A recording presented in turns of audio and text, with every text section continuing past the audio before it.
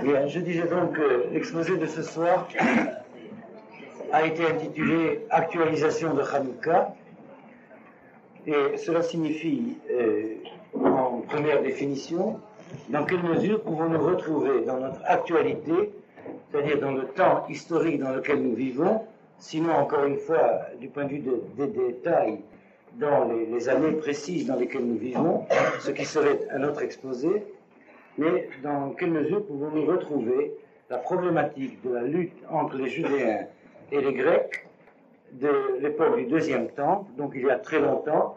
C'était un cycle historique très différent du nôtre, mais peut-être y a-t-il une correspondance culturelle du point de vue des problèmes qui se sont posés dans le heurt entre la culture grecque et la culture juive, dans le temps que nous commémorons à propos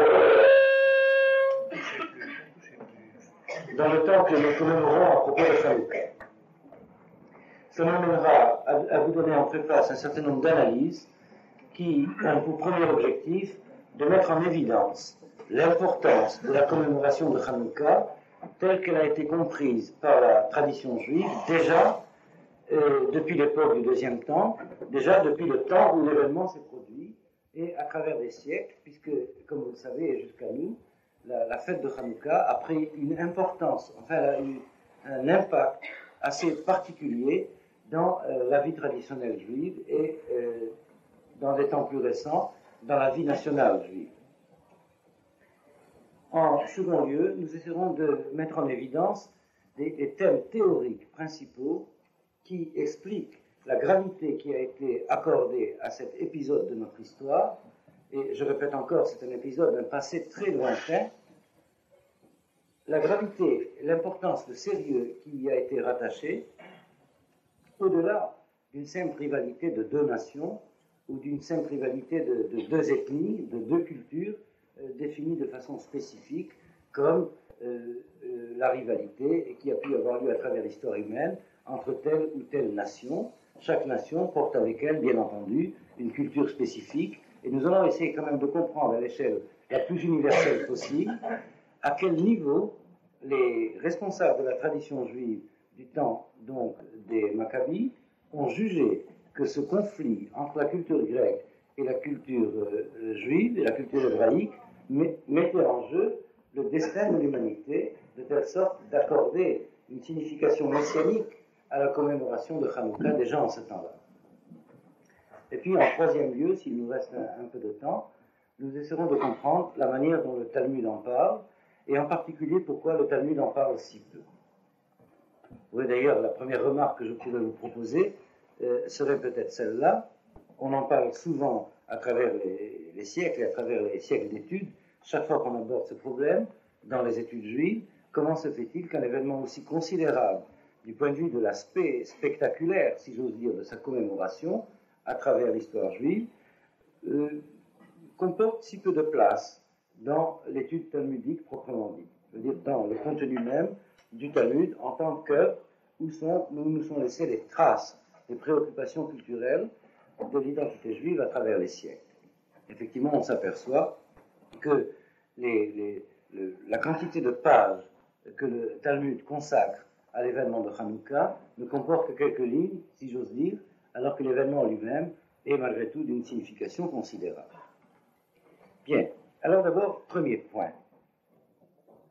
Premier point, je voudrais mettre en évidence le fait que dans le calendrier juif, la fête de Hanouka se situe avec une signification messianique, je veux dire d'emblée, dès la lecture du rituel, dès la réflexion sur la liturgie propre du rite de la fête de Hanouka, nous découvrons que la tradition a voulu lui assigner une signification messianique. Et c'est donc corollairement qu'on a porté un diagnostic d'une extrême importance concernant l'événement qui allait être commémoré. Ceci est visible déjà par le seul fait que l'on découvre que cette fête de Hanouka, le rite de la commémoration, occupe 8 jours. C'est un des principes du calendrier juif que le chiffre 8 est attaché à des rites qui ont une signification messianique. Je voudrais très brièvement essayer de rendre compte de cela. d'après la cohérence même de la symbolique des chiffres reportés au temps dans la tradition biblique déjà. Selon le vocabulaire biblique, selon la cohérence de la manière dont le vocabulaire de la Bible rend compte des structures du temps, nous savons déjà dès le premier chapitre de la Genèse que c'est le chiffre 7, si vous voulez, qui désigne la quantité de temps qui occupe l'histoire humaine. La Bible nous dit que le monde a été façonné pendant 6 jours. À la fin du 6e jour, l'homme apparaît dans l'histoire du monde, et par conséquent, tout se passe comme si, dans la cohérence de ce vocabulaire biblique, on a à considérer que toute l'histoire humaine occupe ce 7e jour du commencement. Je reprends, si vous voulez, la même idée dans des termes un peu voisins. Tout se passe comme si on veut nous faire comprendre que le monde a une préhistoire avant l'apparition de l'homme. Cette préhistoire est désignée par le chiffre des 6 jours du commencement. Il s'agit donc du premier chapitre de la Bible, du premier chapitre de la Genèse. Le monde, une fois créé, a été façonné, nous dit le récit biblique, pendant 6 jours, de telle sorte d'être suffisamment structuré, si vous voulez, pour qu'il puisse être habitable par l'homme.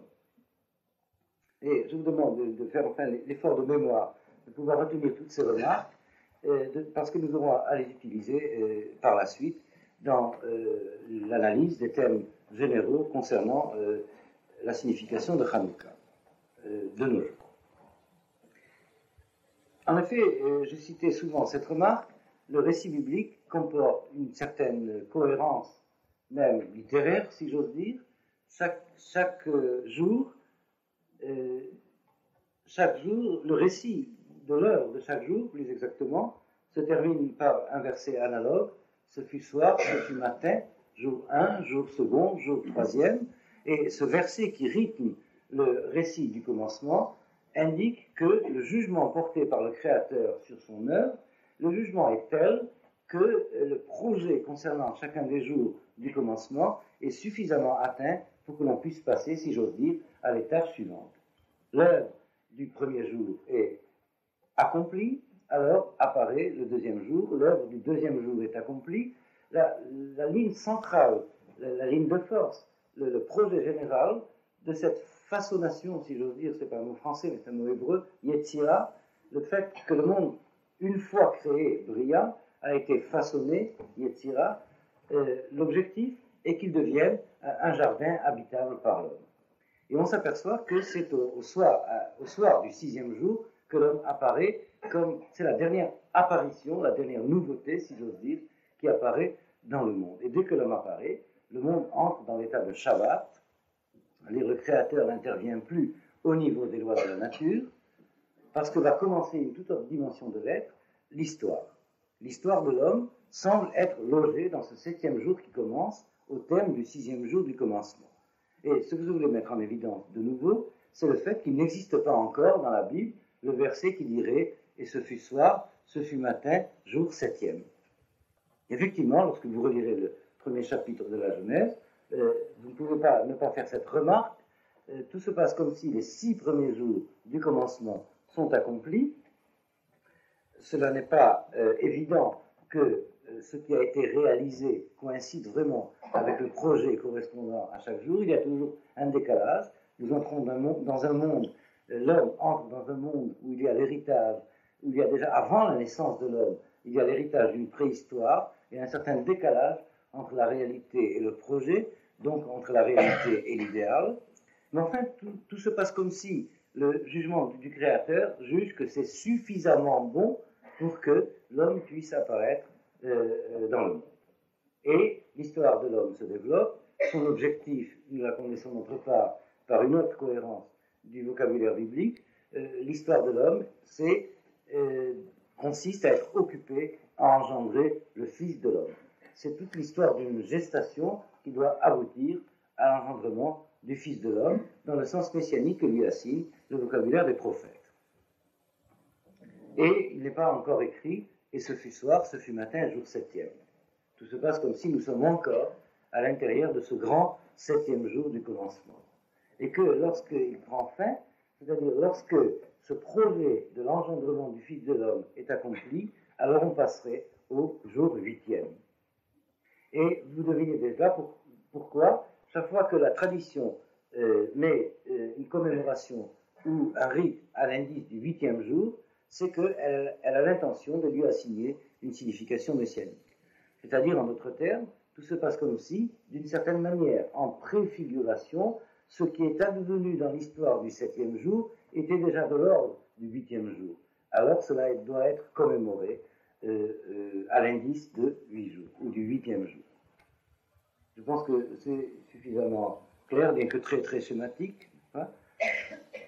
Il y a une confrontation possible à faire entre la cohérence des différents calendriers des religions qui s'inspirent de la Bible, c'est-à-dire d'un côté l'islam, de l'autre côté la chrétienté, et il est très frappant de voir que dans la logique propre à la cohérence interne de la liturgie chrétienne, la théologie chrétienne a fini par fixer le jour de commémoration, le lendemain du 7e jour, c'est-à-dire selon la semaine du calendrier habituel le dimanche, mais c'est en réalité le 8e jour par rapport au Shabbat. C'est-à-dire, puisque c'est le jour que la théologie chrétienne consacre, ce qu'elle appelle le jour du Seigneur, pour elle, l'engendrement du Fils de l'homme aurait été déjà réussi, et par conséquent, il était normal qu'en fin de compte, cela s'est passé au temps du concile de Nicée, mais il était normal qu'en fin de compte, dans sa propre cohérence, la théologie chrétienne change le 7e jour en 8e. Il était aussi normal, d'autre part, que dans la cohérence propre à la théologie de l'islam, ce ne soit pas encore déjà le 7e jour qui soit désigné comme jour consacré, mais le 6e.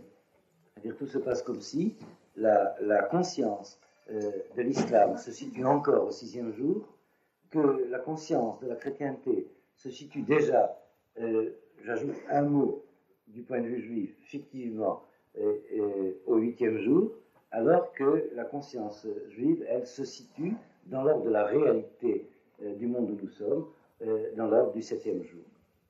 Bien entendu, un 7e jour qui est en gestation, qui porte en gestation l'œuvre du 8e, mais nous n'y avons pas encore accédé. C'est là la grande contestation qui vient entre nos deux théologies, juive et chrétienne.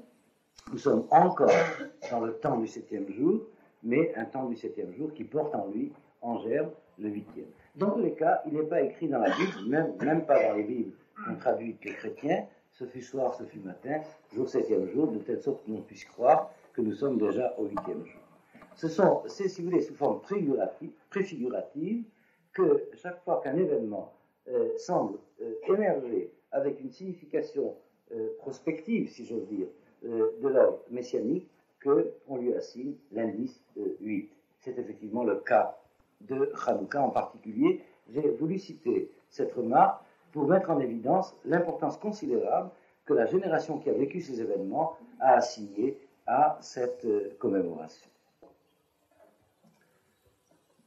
Il faut savoir d'autre part, d'une façon générale, que la Hanouka en tant que rite était connue et fixée le 25 Kislev, bien avant le temps de l'événement qui est commémoré à partir de la victoire des Maccabis contre les Grecs.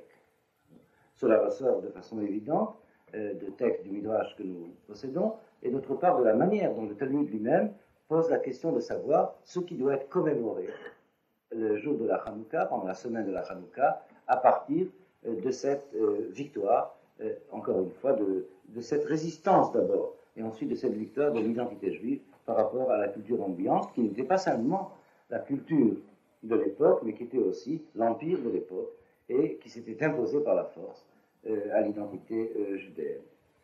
On a jugé effectivement que parmi tous les conflits que Israël avait pu connaître à travers les siècles, et ceux qu'il connaîtrait encore, on a jugé que le temps était arrivé d'assigner à cette réinauguration du temple de Jérusalem reconquis sur les Grecs la signification de l'événement de Hanouka.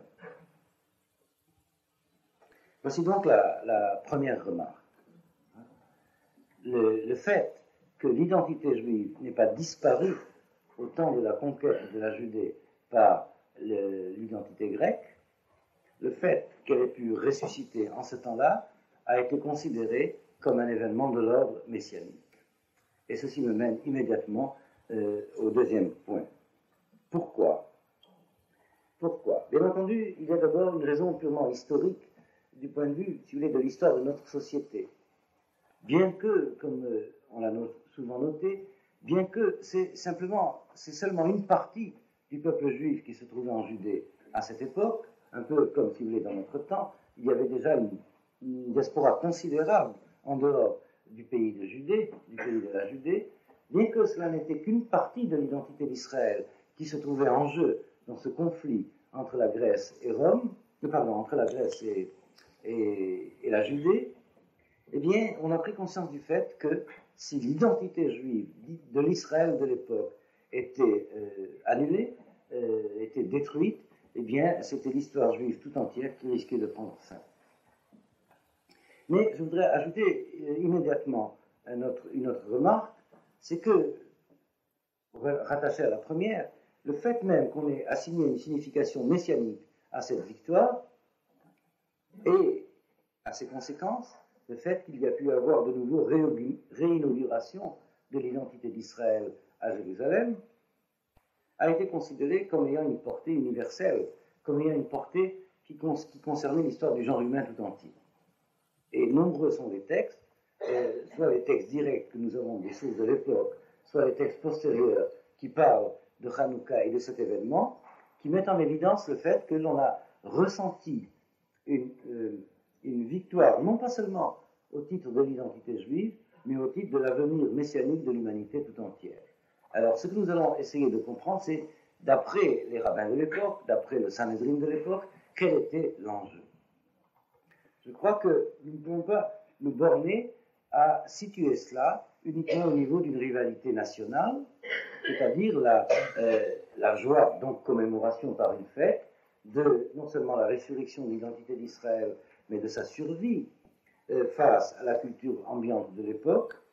Cela n'est pas seulement la commémoration d'un événement de salut de la communauté juive. On se bornerait à ce propos à une commémoration du genre de celle de Purim, par exemple, puisque plus tôt déjà, il y a eu cet épisode d'un danger très grave menaçant la communauté juive en Perse, et la fête de Purim commémore ce salut de la communauté juive, mais on n'a pas assigné du tout à la fête de Purim une portée messianique et une signification messianique aussi grande que celle que l'on retrouve dans le rite même de la fête de Hanouka. Et dans la sémantique hébraïque, cela va très loin.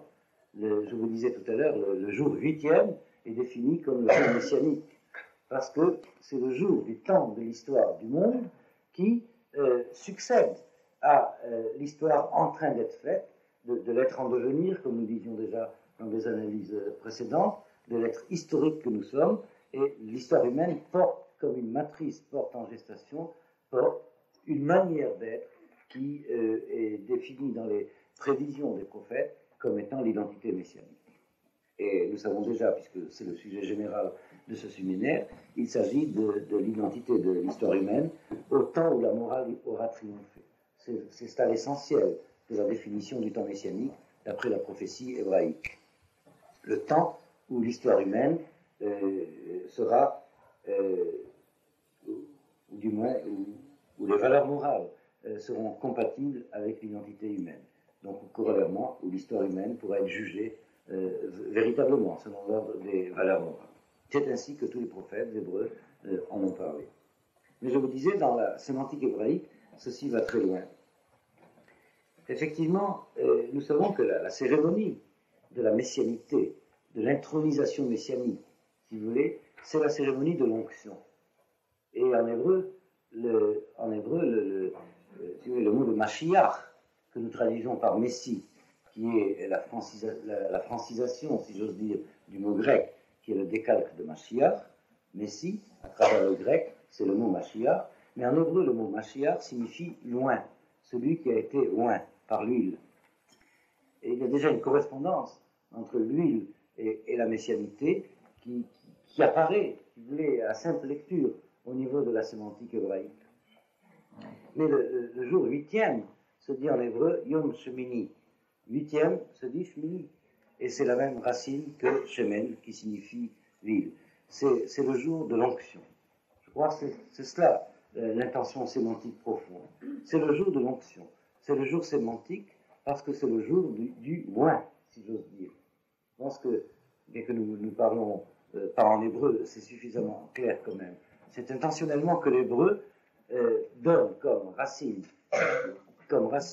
à la notion de huitième, la racine qui signifie d'autre part l'huile, parce que l'huile est le véhicule de l'onction.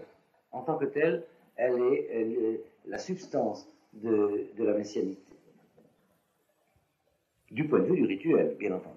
Du point de vue de la liturgie rituelle. Et ce qui nous donne d'ailleurs une définition de la notion de Messie extrêmement importante, hein, du point de vue de l'étymologie hébraïque. Cela signifie l'homme qui, parmi toutes les approximations possibles, est consacré comme étant authentiquement soit Melech HaMashiach, le roi qui, parmi tous les candidats à la royauté, est consacré comme étant le plus authentique, ou Kohen HaMashiach, le prêtre qui, parmi tous les prêtres possibles, est consacré comme étant oint, c'est-à-dire comme étant le plus proche de l'identité messianique, tel que le projet du Créateur l'a assigné comme finalité de l'histoire humaine. Il n'y a pas du tout en hébreu, dans ce terme de Messie, l'ensemble des problèmes théologiques que nous avons en contestation avec d'autres traditions messianiques. Il y a d'abord en hébreu cette notion de l'onction, c'est-à-dire le fait, encore une fois, que parmi plusieurs approximations possibles, c'est celui-là qui est le préféré, parce que plus proche de l'authenticité absolue. Selon la tradition messianique juive, chaque génération a son messie possible, et cela nous est dit d'ailleurs au pluriel. Al-Tigeru bim-shichai ou bim-viyai atareu. Il y a un verset des psaumes qui se trouve 2 fois dans les psaumes, et qui dit ceci. Dieu s'adresse aux nations et dit dans ce verset, ne portez pas atteinte à mes messies, al-Tigeru bim-shichai. Il y a toujours plusieurs messies possibles, et à travers toutes les générations.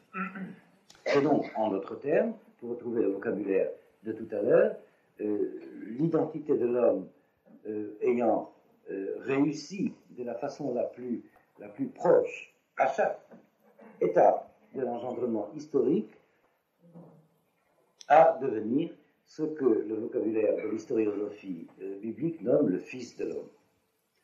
À chaque génération, le Messie est engendré un peu plus, le Fils de l'homme est engendré un peu plus, jusqu'à, un peu mieux, si vous voulez, jusqu'à l'engendrement ultime, qui nous fera passer du 7e jour au 8e jour. Et on peut comprendre par là mieux, je pense, pourquoi en hébreu, le jour 8e se dit le jour de l'onction. Et on a remarqué que ceci se retrouve aussi en filigrane dans le nom hébraïque des Asmonéens, puisqu'en hébreu, cela se dit Hashmonaï, et que la première lettre c'est Het, c'est la lettre 8, et puis ensuite il y a la racine Shemen, qui signifie 8. Bon, je crois que malgré tout, trop c'est trop, alors je m'arrête là, parce qu'il y a encore plus. Non, revenons donc aux analyses.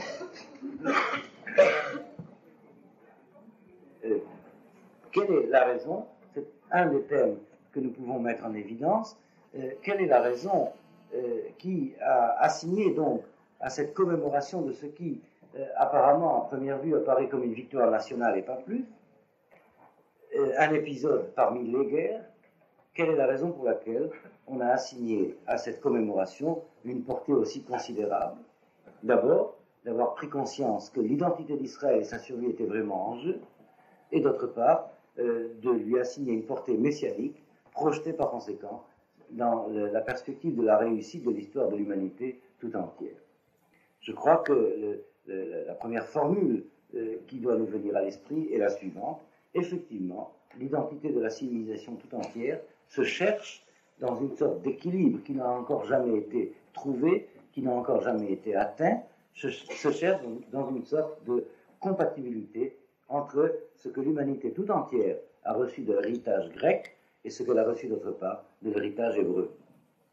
Déjà, depuis les textes les plus anciens de la Bible, bien avant cette époque, bien avant plusieurs cycles historiques avant cette époque, où il y a eu la rencontre et le conflit entre l'identité grecque et l'identité hébraïque, déjà lorsque la Bible raconte le commencement de l'engendrement des différentes grandes lignées humaines, qui mènera d'un côté à Japheth, à travers Japheth jusqu'à Yavan, qui est le mot hébreu qui veut dire la Grèce, et de l'autre côté à travers Shem jusqu'à Israël. Déjà là, il est prévu que dans chacune de ces deux lignées, une identité centrale apparaîtrait. Dans la lignée de Shem, l'identité d'Israël, elle se prépare dès les commencements, et en fin de compte, elle apparaît dans l'histoire, et dans la lignée de Japheth, l'identité de Yavan. Yavan, qui est le point culminant de l'identité japhétique, alors que Israël est décrit, identifié, comme le point culminant de l'identité shémitique, de Shem. Et tout se passe comme si, effectivement, cette prophétie de Noach, qui était le père de ces deux enfants, Japheth et Shem, cette prophétie de Noach a fini par se réaliser à travers les siècles, à travers les millénaires. La culture de notre contemporanéité, la culture en général, la civilisation, à ce point important de l'histoire humaine, où l'ensemble des problèmes, et premièrement de définition de l'identité humaine, sont déjà pour la première fois peut-être dans l'histoire à l'échelle vraiment universelle, puisqu'ils se posent à l'échelle planétaire. Si l'on fait un bilan de l'histoire de la civilisation, on s'aperçoit qu'en vérité, eh bien, il y a deux matrices, si j'ose dire, il y a deux racines, mais dont on n'a encore pas trouvé le point d'équilibre. La culture est redevable d'abord, la culture contemporaine est redevable d'abord à la Grèce d'un côté, et d'autre part à Israël de l'autre. Et cela, je crois, est bien évident à tous. Mais très rapidement, on s'est aperçu que ces deux manières d'être culturelles sont en conflit, et c'est certainement le point le plus culminant de ce conflit qui a été historiquement enregistré au moment des événements que célèbre Hanouka. C'est le temps où l'Empire grec a failli annuler l'autre inspiratrice, si vous voulez, de la culture humaine, Israël. Eh bien, c'est dans l'écran, si vous voulez, de cette remarque que je voudrais situer un certain nombre de thèmes qui nous sont transmis par les commentateurs, et en particulier, je mettrai en évidence des thèmes enseignés par le Maharal, et qu'un des plus grands commentateurs contemporains du Maharal, qui est un des maîtres talmudiques des États-Unis, qui se nomme Rav Hutner, a mis en forme dans notre temps. Rav Hutner dit ceci, d'une façon générale, en reprenant, si vous voulez, les données mêmes du problème. Il tente de nous faire comprendre ceci. Une culture humaine réussie, absolument réussie, serait une culture humaine qui arriverait à concilier les valeurs, les valeurs authentiques de ce que la Grèce a pu transmettre à l'humanité et les valeurs authentiques de ce qu'Israël a pu transmettre à l'humanité. Mais ces deux mondes de valeurs sont en conflit. Et ils sont dans un conflit qui semble ne pas avoir de solution. Je voudrais, pour éclairer tout cela, entrer immédiatement dans le vif du sujet. Au fond, si l'on réfléchit bien, ce que la culture humaine doit à la Grèce, c'est en fin de compte les sciences. Et en particulier, le langage des sciences, c'est-à-dire l'outil grâce auquel les sciences ont pu réussir, c'est-à-dire les mathématiques. Et il n'y a pas de doute que nous savons que bien avant les Grecs, le langage de la mathématique a commencé à être forgé, mais que c'est le génie grec qui a donné à la mathématique en tant que langage des sciences l'efficacité qu'il a eue. Et d'un certain point de vue, la maîtrise de la nature par l'homme, par l'identité humaine, ce qui est le projet du Créateur, selon le récit de la Bible, la maîtrise de la nature a été permise, en quelque sorte, par cet héritage que l'humanité contemporaine reçoit des Grecs. C'est la pensée grecque, c'est la culture grecque qui a permis à l'humanité de faire le progrès qu'elle a fait et qui le mène au bord d'une maîtrise définitive, totale et absolue des forces de la nature. Nous ne sommes pas encore, si vous voulez, dans l'achèvement totalement messianique de ce premier aspect du projet de l'histoire humaine, mais il est bien évident que cela a commencé, il n'y a aucune raison pour que cela arrête, que cela n'aboutisse pas. sinon des raisons d'ordre moral qui feraient que l'histoire humaine risque de s'interrompre ou de s'arrêter.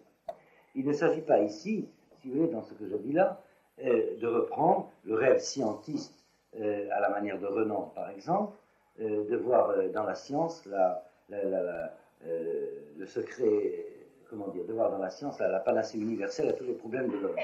Je veux parler en particulier des sciences expérimentales et des sciences qui font que l'homme est véritablement en train de devenir maître de la nature matérielle. Le monde du phénomène matériel, le monde du phénomène impersonnel est en passe d'être maîtrisé complètement par l'identité humaine. L'homme est en train de devenir un surhomme du point de vue du phénomène naturel, du point de vue de sa maîtrise sur le phénomène naturel. Et, si j'ose dire, si l'on peut penser, nous sommes d'ailleurs au temps où il est possible que l'homme commence déjà à s'approcher raisonnablement de la Lune. C'est-à-dire le grand rêve, ça a été annoncé pour le Hanouka de cette année, le grand rêve de l'homme de maîtriser le monde de la nature semble être réalisable. D'ailleurs, tout se passe comme si la tâche de l'identité grecque à ce niveau-là, puisque cela a été sa vocation, cela a été son histoire, a réussi. Le langage grec a permis de doter l'humanité d'un langage universel au niveau des nécessités de la science. C'est le premier point. Et l'on s'aperçoit d'autre part que le génie hébraïque, que le génie d'Israël n'avait pas du tout ceci comme objectif. Nous ne trouvons pas dans l'histoire des Hébreux en tant que telle, et surtout telle que la cohérence du but en rend compte, que le projet de l'identité hébraïque ait été la maîtrise matérielle des phénomènes de la nature. Cela n'est pas du génie d'Israël que les sciences, dans le sens classique du terme, que les sciences ont procédé. Je parle du génie de l'identité collective d'Israël. À l'échelle individuelle, les membres d'Israël ont collaboré à ce projet de la Grèce, et nous savons effectivement la participation colossale que les Juifs ont donnée à la fondation des sciences et au progrès des sciences. Mais si j'ose dire, ce n'était pas escalité d'Hébreux, c'était escalité d'hommes capables de faire la science au niveau génial où se trouve le génie d'Israël, si vous voulez, mais ce n'est pas là le génie de l'identité d'Israël qui s'est manifesté dans le monde.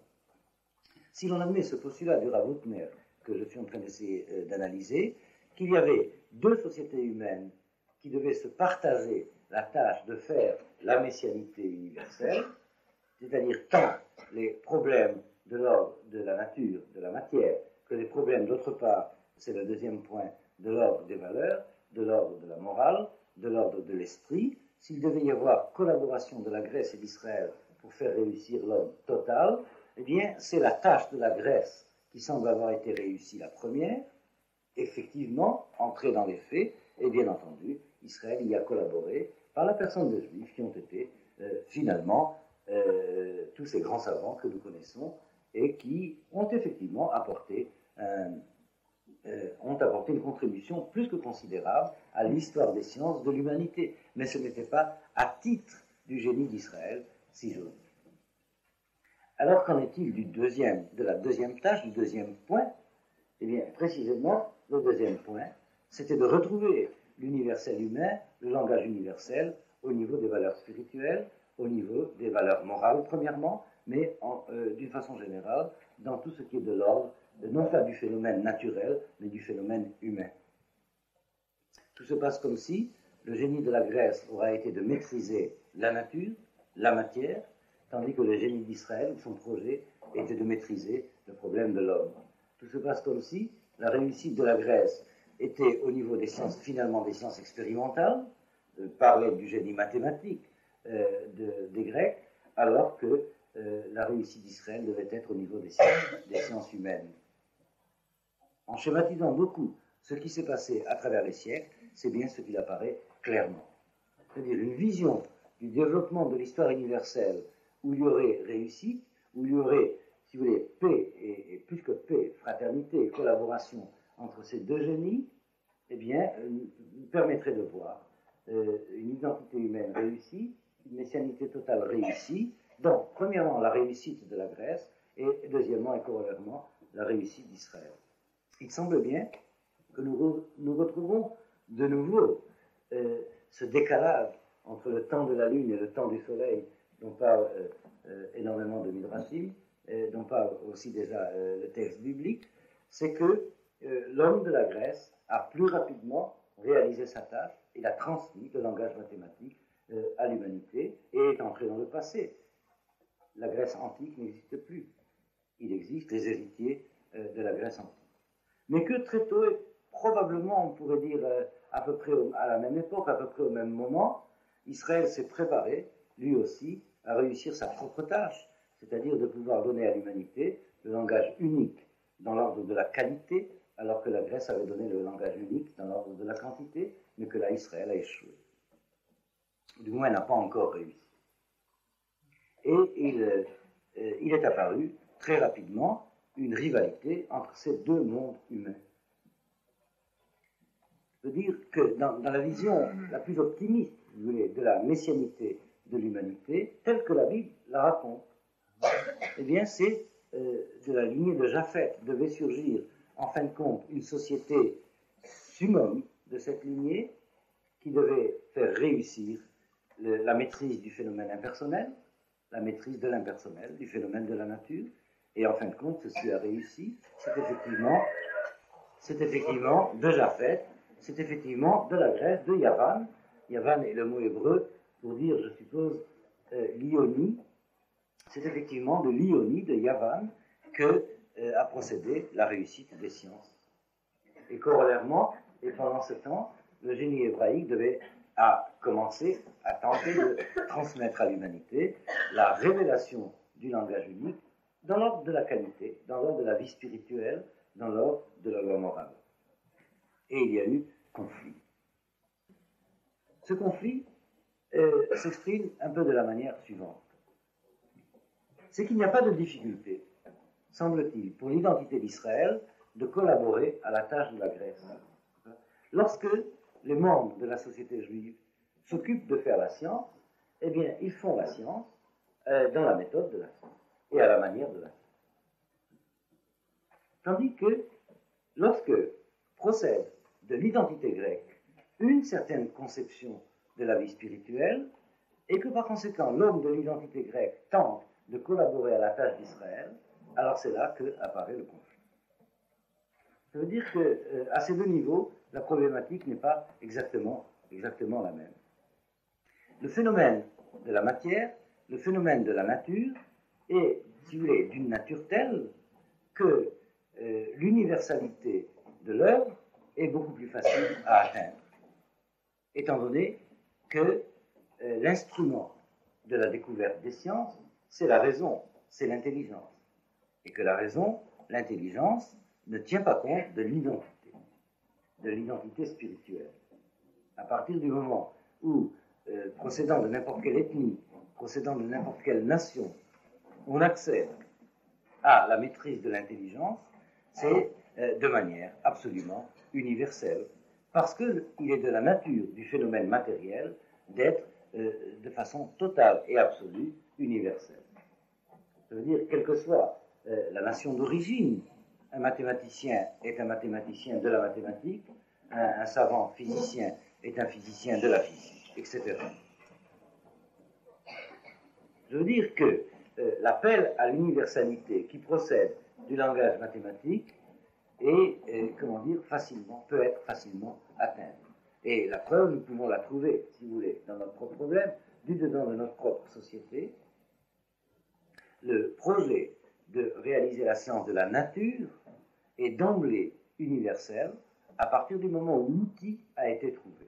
Et l'humanité sera redevable de cet outil, et bien évidemment, à la société grecque. Mais lorsque l'on monte au niveau des problèmes de l'esprit, au niveau des problèmes de la vie intérieure, c'est-à-dire ceux qui devraient être déjà les sciences humaines, et la pensée occidentale est déjà depuis assez longtemps à la recherche de sciences humaines cohérentes, mais elle n'arrive pas à les fonder, elle n'arrive pas à en trouver l'objet. Si, l'objet est désigné, c'est le sort de l'homme, mais elle n'arrive pas à en trouver la méthode, et la méthode telle que les sciences humaines réussissent. C'est, me semble-t-il, là l'essentiel de ce conflit qui est apparu dans la rencontre entre Athènes et Jérusalem.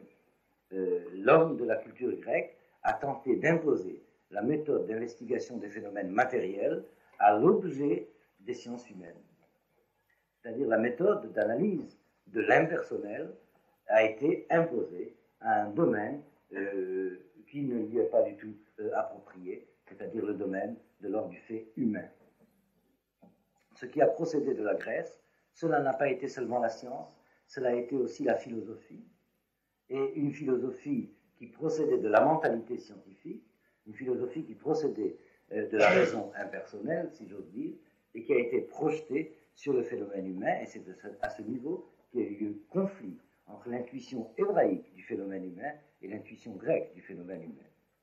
Vous voyez pourquoi j'ai pu dire tout à l'heure qu'Israël a pu collaborer à l'œuvre propre, spécifique de la Grèce, et elle le fait encore, et Israël le fait encore, alors que le conflit se situe au niveau de l'œuvre spécifique d'Israël, là où la caractéristique de l'âme grecque, si j'ose dire, de la raison grecque, qui par nature est extérieure au fait de l'identité hébraïque, a été projetée sur le problème d'Israël. Le problème d'Israël consiste à faire la morale, alors que le problème de la Grèce consistait à faire la science. L'homme qui est occupé à faire la morale peut aussi, lorsqu'il accède au niveau suffisant d'intelligence, aider l'autre à faire la science. Mais l'homme qui est occupé à faire la science des phénomènes impersonnels, lorsqu'il s'occupe de faire la morale, va entraîner ce qui est maintenant le point que nous avons analysé, le conflit qu'il y a eu entre la conception grecque du monde de l'esprit et la conception hébraïque du monde de l'esprit. Je pense que cette analyse est maintenant suffisamment claire. Et c'est ceci. Il y a dans ce projet de la réussite de l'identité humaine, il y a une contradiction intérieure. Le phénomène humain est à la fois inséré dans un monde déterminé, celui des phénomènes extérieurs, à travers notre corps. Si vous voulez, nous habitons un monde de la détermination absolue. C'est ce monde de la détermination absolue que le génie grec a exploré. Et il a réussi, puisque nous allons arriver sur la Lune. Ou comme on disait autrement, avant les projets Apollo, eh bien, comme on disait avant, puisque les locomotives marchent. Hein, c'est-à-dire, l'identité humaine est premièrement insérée dans le monde extérieur à travers le corps. Et le monde extérieur est le monde de la détermination et le monde du déterminisme. Et dans ce monde-là, le déterminisme, la détermination, l'identité grecque est chez elle, et elle a réussi à réaliser sa tâche. Mais d'autre part, l'identité humaine, du côté de son âme, pour parler comme chez Proust, n'est pas du côté de soi-même, du côté de la vie intérieure, et d'un tout autre ordre. Il ne s'agit plus du monde de la quantité, il s'agit du monde de la qualité, il s'agit du monde de la personne, il s'agit du monde de la liberté, il s'agit du monde des valeurs, et là, les outils de l'intelligence qui sont souverains par rapport à la matière impersonnelle, eh bien, n'ont aucune efficacité pour faire réussir le problème de la morale. Et c'est le bilan de la civilisation actuelle, et semble-t-il, c'était déjà le bilan que les Judéens ont fait il y a 2200 ans. C'est que l'humanité est en train de triompher souverainement au niveau du problème qui s'opposait à la Grèce, faire la mathématique, donc la science. Elle est en train d'échouer lamentablement au niveau du problème qui s'opposait à Israël, faire la morale, donc le bonheur, donc la liberté, donc réussir l'histoire de la personne humaine, faire la personne humaine. Si vous voulez, la maison est construite, mais la personne qui doit y habiter est malade. Et d'où cela vient? Et nous avons vu dans différentes analyses qu'il y a toujours tout un faisceau de raisons qui rend compte du fait que Israël n'est pas encore arrivé au terme de sa messianité. Que toutes les tentatives de la messianité, ou pour reprendre le langage symbolique, chaque fois qu'il est écrit dans la Bible et il arrive au 8e jour, c'est une catastrophe qui arrive. Vaïhi, Vayom Hashmini, catastrophe. Chaque fois qu'il y a cette possibilité que peut-être déjà le 8e jour va émerger, eh bien, échec. C'est la première fois que dans le récit biblique, il y a, et ce fut au 8e jour, c'est dans le récit portant sur la génération du désert, lorsque Israël a pu construire le temple de la rédemption, au temps de la sortie d'Égypte. On a construit le temple de la rédemption, et alors la Bible dit, ce fut au 8e jour qu'il a été inauguré, vous voyez, au 8e jour, mais voilà, on n'a pas su exactement comment il fallait faire le sacrifice de la rédemption, et le sacrifice a échoué, alors ça a été une catastrophe. Et chaque fois qu'on a dit c'est déjà le 8e jour, eh bien, on ne sait pas exactement comment faire. Je vous parle en langage rituel, en langage symbolique, mais vous comprenez certainement les notions qui sont derrière.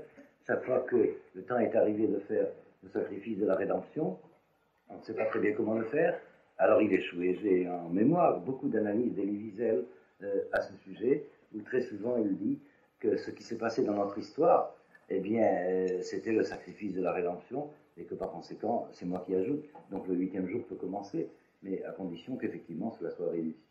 Enfin, je reviens, si vous voulez, à l'analyse elle-même, c'est que Israël a très souvent essayé cette tentative de faire advenir le 8e jour. Il y a jusqu'à présent toujours eu échec. Et nous avons vu déjà hier soir, d'autre part, à propos d'une des questions qui m'a été posée hier soir, qu'il y a toujours un faisceau de raisons à cela, mais en particulier une raison qui vient de l'extérieur, de la réalité des autres, ensemble humain, et d'autre part une raison qui vient de l'intérieur, c'est-à-dire l'incapacité d'Israël à être authentiquement lui-même, une fois pour toutes. Et nous avons vu que cela résulte du décalage entre l'envergure individuelle et l'identité collective d'Israël. L'identité collective d'Israël était éternellement sainte. Les chrétiens disent éternellement vierge. C'est de cela qu'ils parlent, de la matrice d'où est issu le Fils de l'homme, c'est-à-dire Israël, pour nous. Par conséquent, l'identité d'Israël, et ils ont donné d'ailleurs très logiquement le nom de la sœur de Moïse, c'est pas pour rien. Mais l'identité d'Israël est éternellement sainte, mais à l'échelle individuelle, il y a la cause possible de tous les échecs possibles. Et finalement, la société concrète, terrestre, historique, c'est l'ensemble des individus, avant d'être l'incarnation définitive de l'identité collective. Et il y a donc une raison extérieure, ce conflit de rivalité, dont le conflit avec la Grèce a été un des summums, un des sommets, et d'autre part, la raison intérieure de l'incapacité d'être, si j'ose dire, à la hauteur de la tâche. Et je crois que la tâche qui se posait à Israël est beaucoup plus considérable que la tâche qui se posait à la Grèce. Si j'osais, mais je dis cela vraiment sans ironie, sont nombreux les fils d'Israël qui peuvent faire le travail des Grecs et y réussir, jusqu'à arriver à avoir le prix Nobel. Mais n'existent pas les fils des Grecs qui seraient capables de faire le travail d'Israël. Si j'ai bien défini les deux tâches différentes. Je suis extrêmement frappé. Je voudrais vous parler de la cérémonie à laquelle j'assistais à Jérusalem jeudi dernier, et qui était une cérémonie consacrée à honorer le président Cassin, qui, comme vous le savez, a été nommé prix Nobel de la paix en raison de sa lutte pour les droits de l'homme. Vous voyez que c'est le travail d'un juif. C'est extraordinairement frappant, et pas de n'importe quel juif, puisqu'il se dénomme lui-même président de l'Alliance israélite universelle. Je crois très profondément que tout ça ne sont pas des coïncidences. L'hommage qu'il a reçu du monde entier finalement a été certainement spectaculaire à Oslo, mais il était extrêmement profond à Jérusalem. Et je souhaite que les discours qui ont été prononcés soient édités, en particulier le discours de l'ambassadeur de France, qui a dit avec beaucoup d'émotion et beaucoup de fierté à quel point il était fier de faire partie du même peuple que le président Cassin.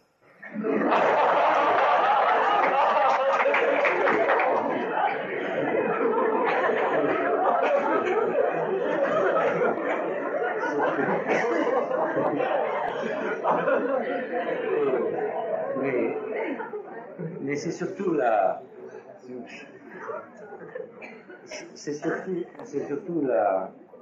je crois, l'intervention du président de la Cour suprême, le Chaim Cohen, qui m'a frappé sur ce point de l'analyse. Il a très profondément analysé ceci, c'est que finalement, le jury du prix Nobel a compris ceci, c'est que la paix ne peut exister vraiment. La seule stratégie, si vous voulez, qui puisse assurer la paix, c'est la conquête des droits de l'homme.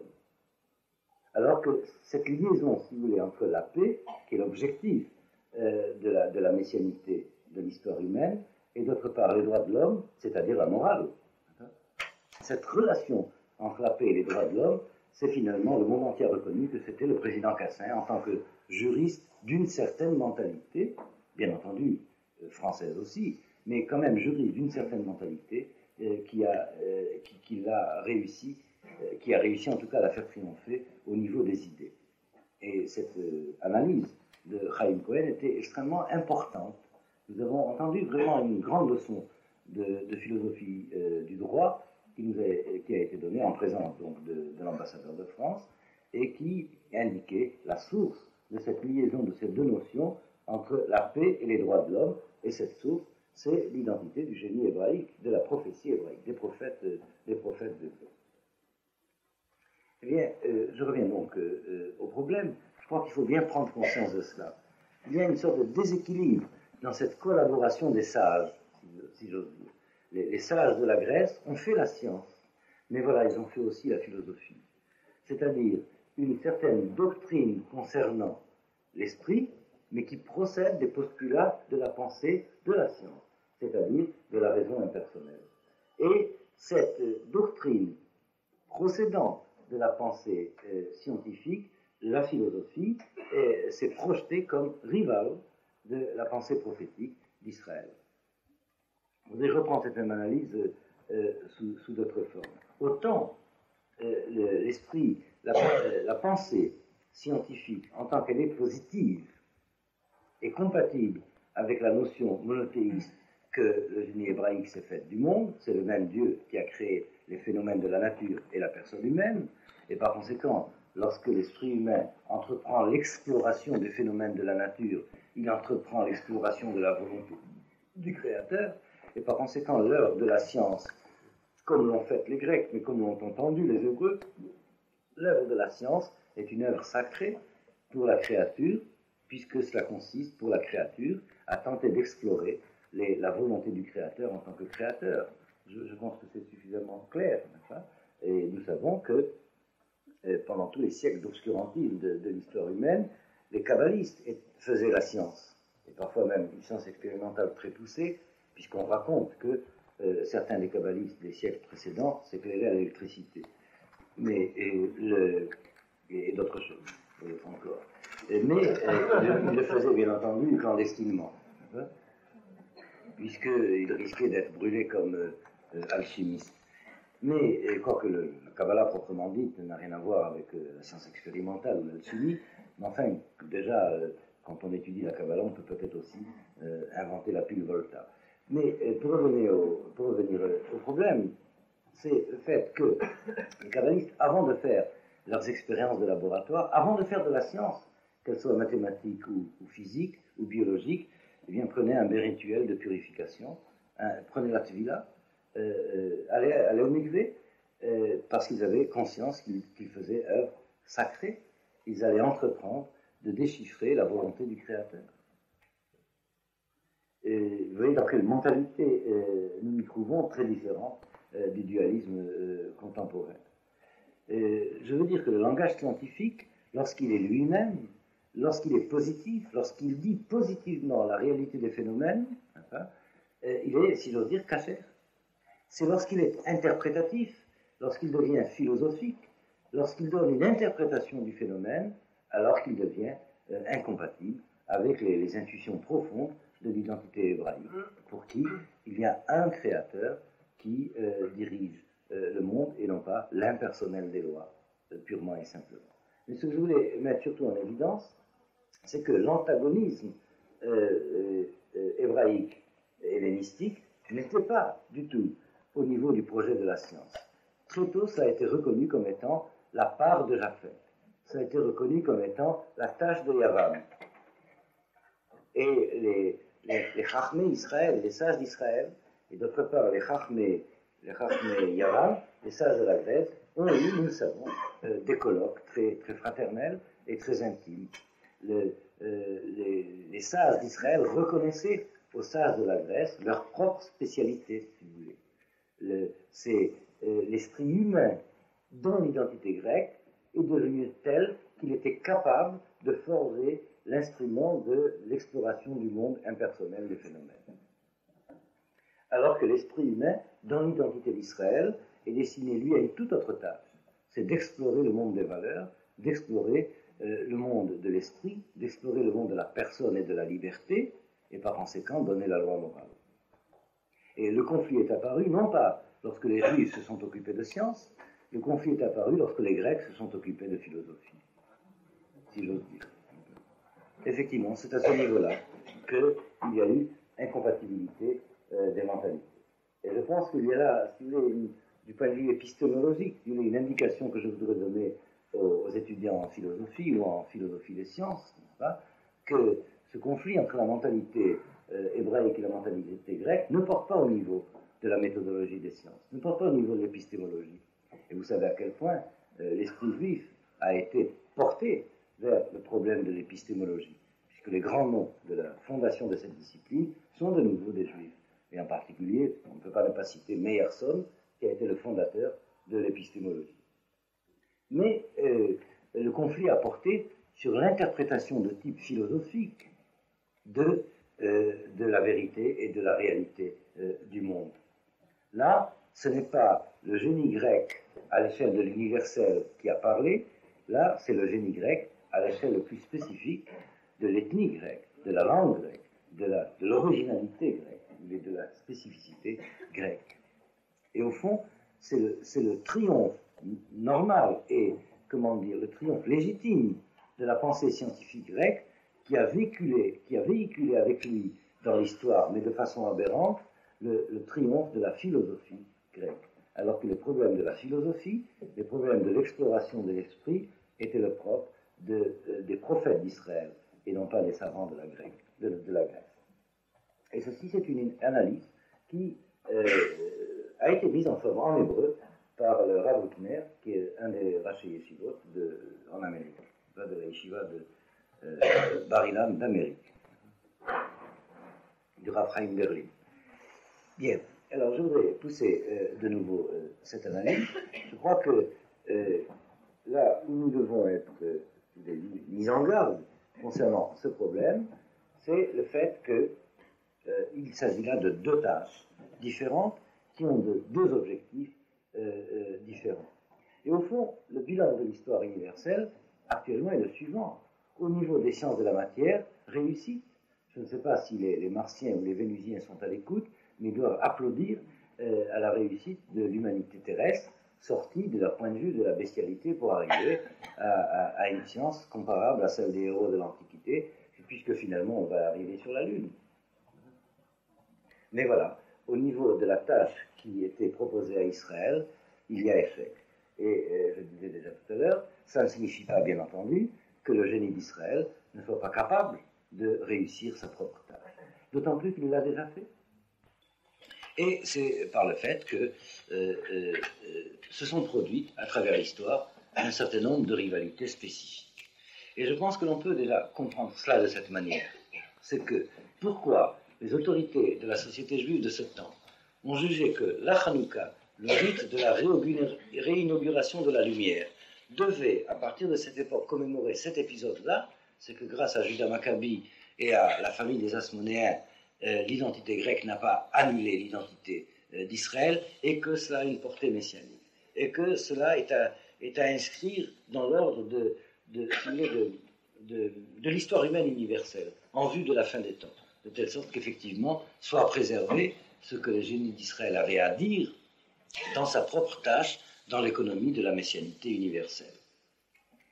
Je dirais, et je citerai de mémoire le verset de la Bible qui a été utilisé dans la base de ces analyses. À la base de ces analyses, c'est lorsque Noach prophétise pour ses enfants. Donc Noé est l'ancêtre, selon la Bible, des trois grandes lignées humaines, Sem, Japheth et Ham, les Hamitique, les Sémitiques et les Japhétiques.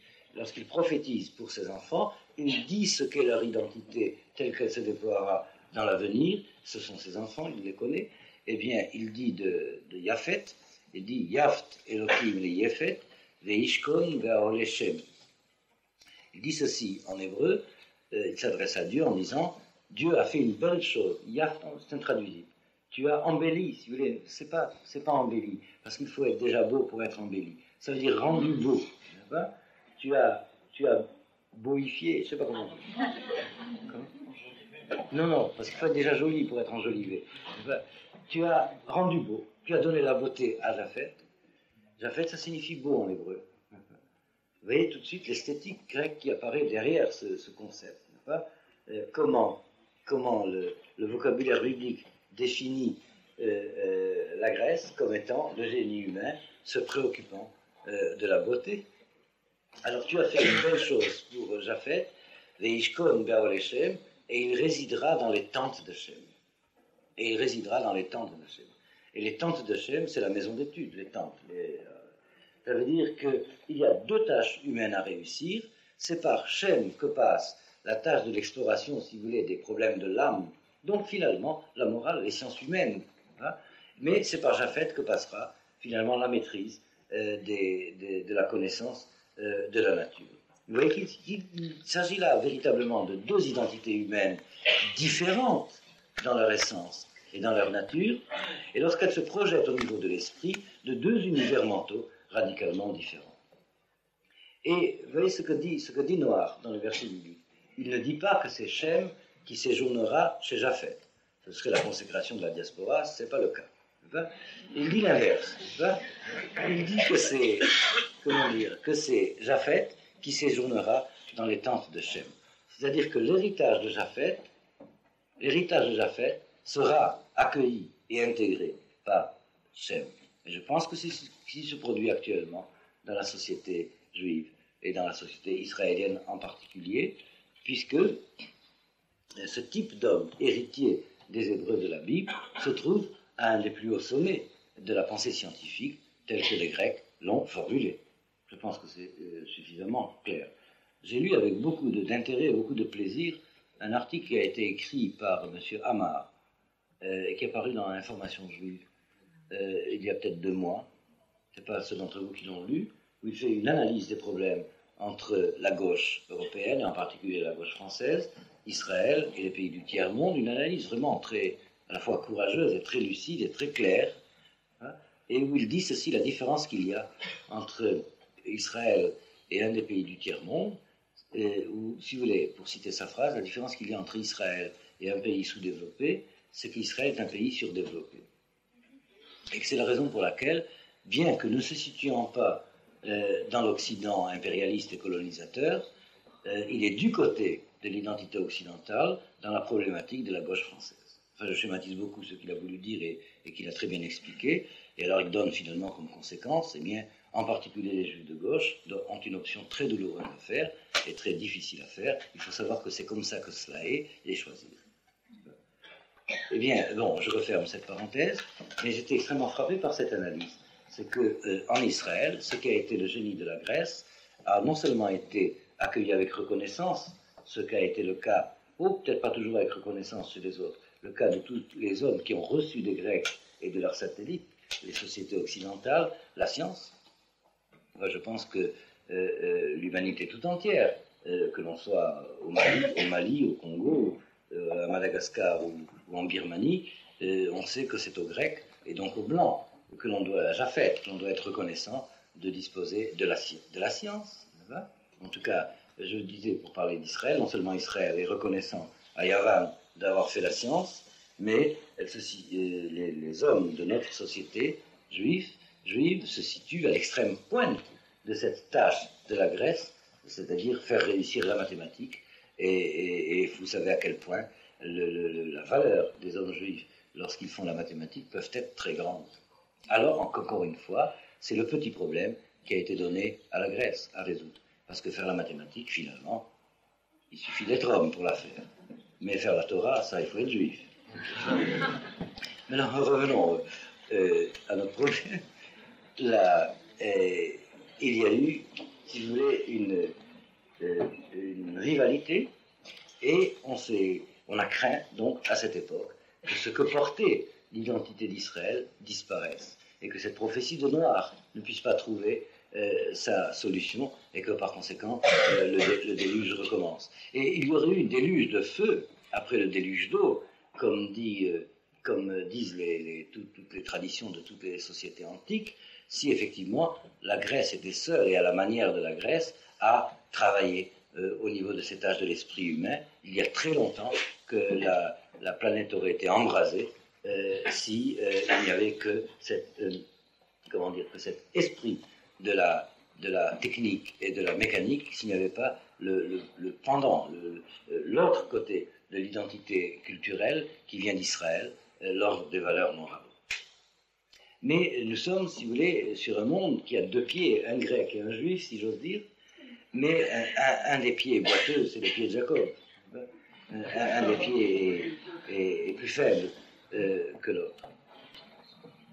Et je reprends donc le verset de Noach, c'est qu'il n'est pas dit que Shem séjournera dans les tentes de Japheth, il est dit que Japheth séjournera dans les tentes de Shem. La Gemara dit, et quelle est la beauté de Japheth? La beauté de Japheth, c'est Yavan. C'est-à-dire au temps du Talmud, on a diagnostiqué que c'était bien dans la société grecque qu'était apparu le summum de l'identité que Noach avait vu chez Japheth. Voilà le drame dans lequel nous nous trouvons actuellement. Et c'est le problème des sciences humaines. Je pense, dans toute cette analyse, je pense très profondément au professeur Baruch, parce que c'est le premier dans notre temps qui a eu le courage de poser le problème de cette manière. Je parle du professeur Baruch. Il dit les sciences expérimentales, bien, c'est la raison impersonnelle. Mais les sciences de l'homme, les sciences humaines, et en fin de compte la morale, et nous savons pourquoi d'autre part ça doit passer par la psychiatrie, mais en fin de compte la morale, eh bien cela, ce n'est pas du tout à la manière de la science expérimentale qu'il faut la faire. C'est un tout autre génie qui seul peut réussir la morale en tant que telle, et cela c'est le génie hébraïque. Et d'ailleurs nous savons, comme je vous l'ai dit souvent déjà cette semaine, nous savons que les grands moralistes qui ont pensé à la manière des Grecs ont désigné les valeurs qu'ils ont désignées à la manière des Juifs, et non pas à la manière des Grecs. Ils parlaient des valeurs juives à la manière grecque, si vous voulez, en d'autres termes. Lorsque Descartes parle de la morale, lorsque Kant parle de la morale, il en parle comme un grec, mais il désigne les valeurs morales qu'il a apprises des Juifs, enfin qu'il a apprises de la Bible. Les Juifs, lui, Descartes ne les aimait pas beaucoup, pas plus que Pascal, pas plus que Kant, pas plus que Spinoza d'ailleurs, et si peu Bergson, mais enfin, en fin de compte, vous voyez quel a été le drame de cette histoire. Bien. Alors, je voudrais donc terminer cette analyse-là, et surtout sur ce flash, si j'ose dire. Au fond, nous vivons de nouveau le problème qui s'est passé au temps des Maccabis. Parce que le problème, c'est quel sera l'avenir des sciences humaines, surtout dans un temps où les sciences de la nature ont un progrès aussi considérable. Ce qu'il y avait en conflit, c'est que peut-être cette identité qui seule porte en elle le secret des sciences humaines risque d'être annulée. Et de nouveau, c'est le problème qui se pose dans notre temps. Et de nouveau, la question messianique se pose, est-ce que de la société d'Israël sortira la formulation de la méthodologie des sciences humaines à l'échelle de l'humanité tout entière, alors que déjà l'humanité tout entière possède la formulation de la méthodologie des sciences de la nature grâce aux Grecs. Il s'agit au fond, ce n'est pas seulement un jeu de mots, de savoir s'il n'y aura que des Olympiades ou s'il y aura aussi des Maccabiades.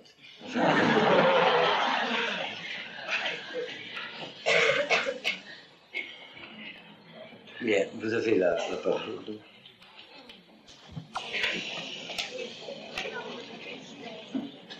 Je ne sais pas si je peux dire ce que je vais dire, mais vous m'arrêterez.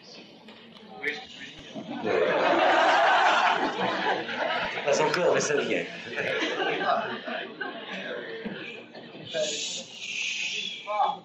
Il y a à peu près 2 heures, je vous ai abordé. Il y a à peu près 2 heures, je vous ai abordé là-bas et je vous ai dit certaines choses. C'est pour ça que je prends cette précaution.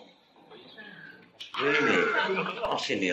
Bon, en somme, la dualité que vous avez exprimée pendant à peu près 3 quarts d'heure sur la nature des valeurs grecques et juives, c'était un petit peu, ça rejoint le principe mâle-femelle. Oui, alors je vous arrête parce que moi je pense que je vous comprends, mais le vocabulaire n'est pas très très adapté aux analyses. Justement, parce que si je développais, ça serait trop long. Oui. Écoutez, posez-moi directement la question que vous voulez poser.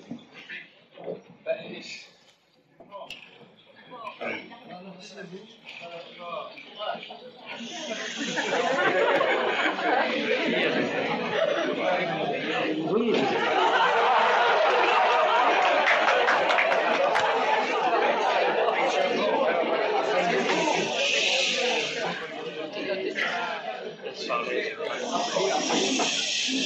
S'il vous plaît.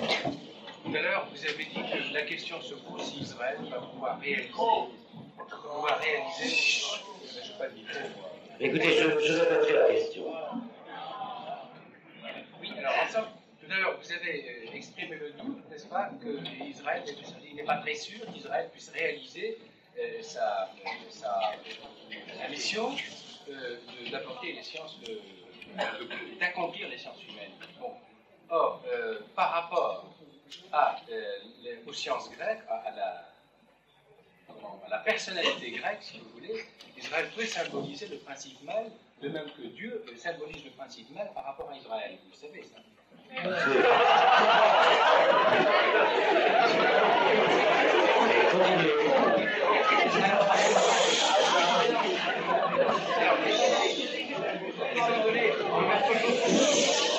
S'il vous plaît. En vertu du principe que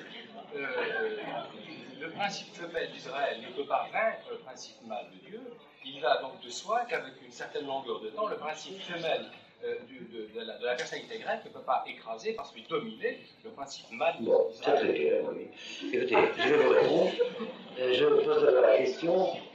La question est la suivante. D'après l'analyse que j'ai faite, il semblait que je portais un doute sur la capacité pour Israël de réussir dans sa tâche, alors que j'avais décrit abondamment la réussite spectaculaire de la tâche grecque.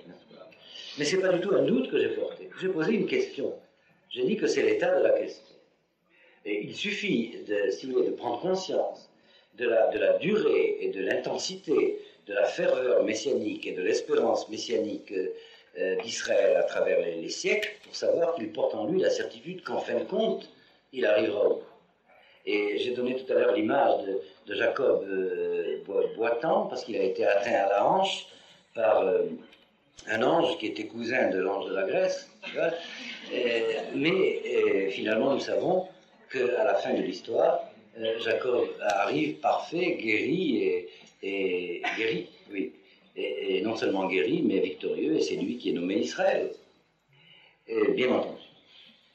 Seulement, voilà, le problème, c'est que, alors que beaucoup d'hommes ont la compétence et la vocation de faire accélérer la réussite de la tâche hellénistique, trop peu encore ont la vocation d'accélérer et de faire réussir la tâche d'Israël en tant que telle. Qu'on me comprenne bien, je ne dis pas qu'il n'est pas normal d'avoir une vocation scientifique en Israël, j'ai dit tout le contraire. Mais je dis que ce qui est anormal, c'est qu'il y ait si peu de vocation talmudique. Vous allez me dire, il y a énormément d'élèves dans les yeshivot. Ce n'est pas de ça qu'il s'agit. Il s'agit qu'à la hauteur des problèmes qui s'opposent à l'humanité tout entière, que nous ayons suffisamment d'hommes de valeur capables de formuler la Torah pour l'humanité tout entière. C'est à ce niveau-là que ça se passe, et que c'est finalement le défi qui est lancé à la société d'Israël contemporaine.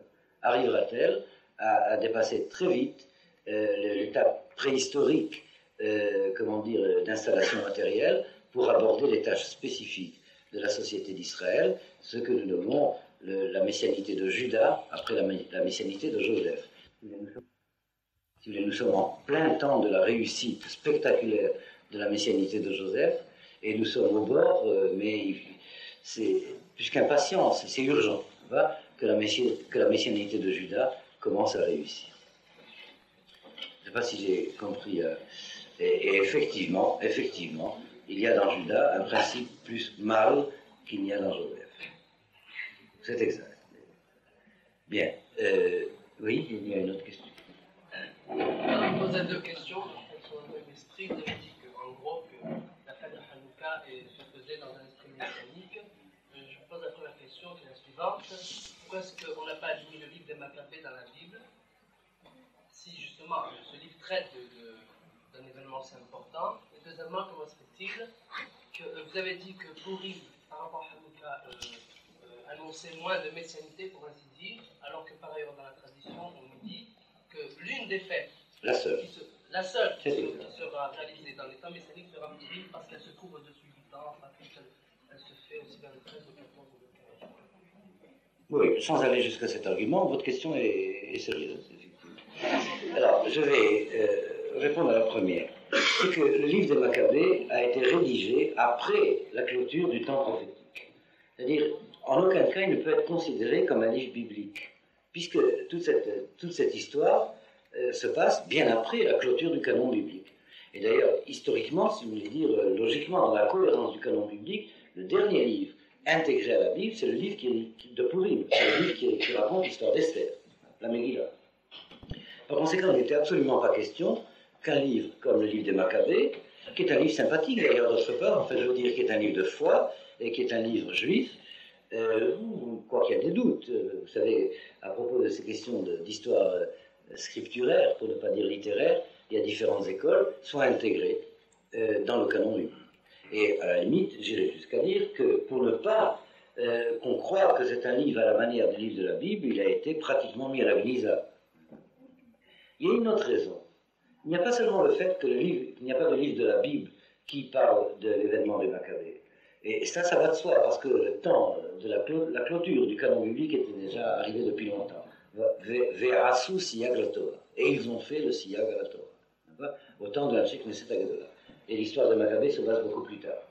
Mais il y a le fait que le Talmud lui-même parle très peu, comme je vous ai dit au début, parle très peu de l'épisode des Maccabées. Enfin, ce serait une toute autre analyse, je voudrais très schématiser la réponse, c'est que l'événement qui a permis à l'identité d'Israël de survivre malgré l'Empire grec a été considéré comme un événement d'ordre messianique, mais ce qui en est résulté a été quand même un échec en ce temps-là.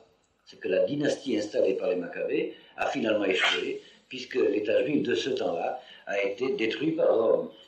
Et ce ne sont pas tellement la destruction par Rome qui a disqualifié aux yeux du Talmud l'épisode des Maccabées, c'est les raisons pour lesquelles cette destruction est apparue. C'est-à-dire la société d'Israël n'a pas réussi à, si j'ose dire, exploiter sa victoire en ce temps-là, n'a pas réussi à authentifier son identité, ou si vous voulez, n'a pas réussi à faire que la victoire de Judas Maccabi et de sa famille devienne un triomphe. Je suis en train de remarquer qu'il s'appelle Judas, il n'y avait pas Joseph Maccabi. Mais effectivement, il y a des raisons internes à la société judéenne et à la dynastie hasmonéenne qui a suivi le temps des Maccabis, qui fait que finalement l'État juif de ce temps-là a échoué, a été écrasé par Rome. Mais comme en ce temps-là, il est resté une petite fiole d'huile cachée à travers 2000 ans, qui a pu, si vous voulez, brûler pendant 2000 ans, le temps que nous arrivions au temps où on peut préparer de nouveau la nouvelle moisson d'huile. J'arrive à la deuxième question. Rappelez-moi votre deuxième. Oui. J'avais dit que la tradition a assigné à Hanouka une portée messianique certainement plus considérable qu'à Pourim.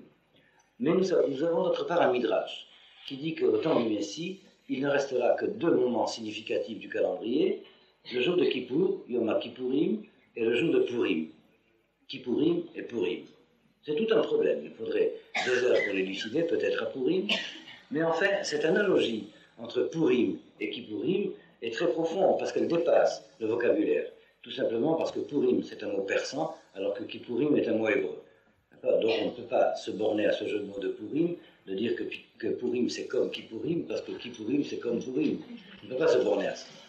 Il y a donc une raison beaucoup plus profonde qui fait que ce midrash dit que le jour de Kippour est le jour de l'expiation, et le jour de la rédemption, et je vous dirai le terme kabbaliste, le terme du Zohar, à ce sujet très rapidement, tel qu'il a été enseigné par le Shla. Je crois que ça vaut la peine de se référer à cela, et j'arriverai à la réponse tout à l'heure.